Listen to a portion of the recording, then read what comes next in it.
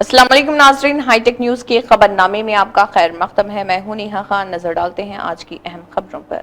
جامع مسجد چوک حیدرآباد میں 27 شب کو جلسہ شب قدر میں حضرت امیر ملت اسلامیہ مولانا محمد حسام الدین ثانی عاقل جعفر پاشا صاحب کا خطاب ہوگا۔ مولانا نے نوجوانوں سے گزارش کی ہے کہ اس جلسے میں ضرور شرکت کریں اور اس جلسے کو کامیاب بنائیں۔ السلام علیکم، نحمدہ نصلی علی رسولہ الکریم۔ ناظرین کرام، آپ کو معلوم ہے کہ 3 عشرے پہلے عشرہ جو ہے وہ رحمتوں کا تھا، وہ گزر چکا ہے۔ مغفرت کا عشرہ چل رہا ہے اور عنقریب وہ عشرہ آئے گا جس میں اللہ تبارک و تعالیٰ دوزخ سے لوگوں کو آزادی عطا فرمائے گا، نجات عطا فرمائے گا۔ اور یہ 3 عشروں میں پڑھنے کی دعا، بزرگوں نے جو بات کہی ہے کہ ایک ہی دعا میں یہ دعا ایسی ہے کہ تینوں چیزیں اس میں شامل ہے، جیسے ربنا آتنا فی الدنیا حسنۃ وفی الآخرۃ حسنۃ وقنا عذاب النار۔ اگر یہ دعا پڑھتے رہیں گے تو انشاءاللہ اللہ تبارک و تعالیٰ سے امید ہے کہ 3 عشروں میں جو ہم سے غفلتیں ہوئی ہیں، غلطیاں ہوئی ہیں، جو بھی ہم سے کوتاہیاں ہوئی ہیں، سال بھر میں بھی ہو، اللہ معاف کرنے والا ہے۔ اللہ ہمارے لیے موقع دیا ہے، اب آنے والی راتوں میں شب قدر عطا فرما دیا، اور شب قدر میں بھی ایسا موقع عطا فرمایا ہے کہ اگر آپ ایک رات عبادت کر لیں تو 83 برس کا آپ کو ثواب ملے گا، اور 83 برس تک آپ کو وہ عمل کرنے والا اللہ تبارک و تعالیٰ لکھے گا۔ تو بزرگوں نے کہا ہے کہ سب سے اچھا ہے کہ اس دن اللہ کا خوب ذکر کرے، جس میں 21ویں شب آتی ہے، 23ویں شب آتی ہے، 25ویں شب آتی ہے، اور 27ویں شب آتی ہے، 29ویں شب آتی ہے۔ اور 27ویں شب میں علماء کی رائے رائے ہے کہ اسی رات کو اللہ تبارک و تعالیٰ شاید شب قدر ہمیں عطا فرما دے۔ اس لیے آپ لوگ ان تواریخ میں بیکار باتوں میں لگنے کے بجائے، اوقات کو برباد کرنے کے بجائے، اور اپنے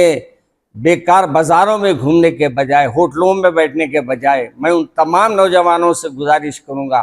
کہ وہ شب قدر کے جلسے شب قدر میں جامع مسجد چوک تشریف لائیے۔ انشاءاللہ جامع مسجد چوک میں آپ کو شب قدر کے اوپر تفصیلی خطابات مختلف علماء کرام کے ساتھ آپ سماعت فرمائیں گے، اور اسی طریقے سے ہمارے دارالشفا میں آخری جمعہ یعنی جمعۃ الوداع کے دن جلسے یوم القرآن منعقد کیا جاتا ہے، اور اس جلسے میں حضرت مولانا شاہ جمال الرحمن صاحب ہمارے بزرگ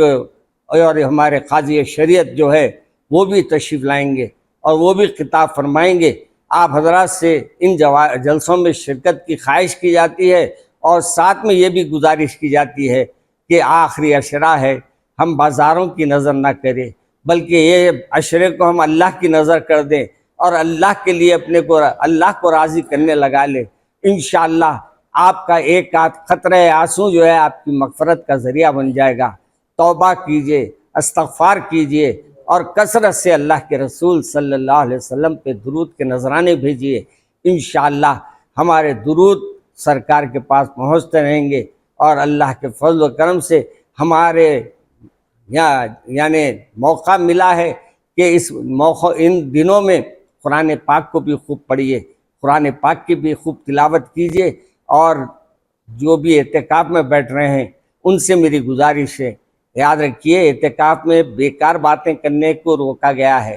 آپ اگر موبائل لے کے بیٹھ رہے ہیں یا اگر موبائل پہ کچھ دیکھ رہے ہیں تو وہ بھی ہمارے لیے بہتر نہیں ہے۔ اعتکاف کرنے والوں سے میری گزارش ہے کہ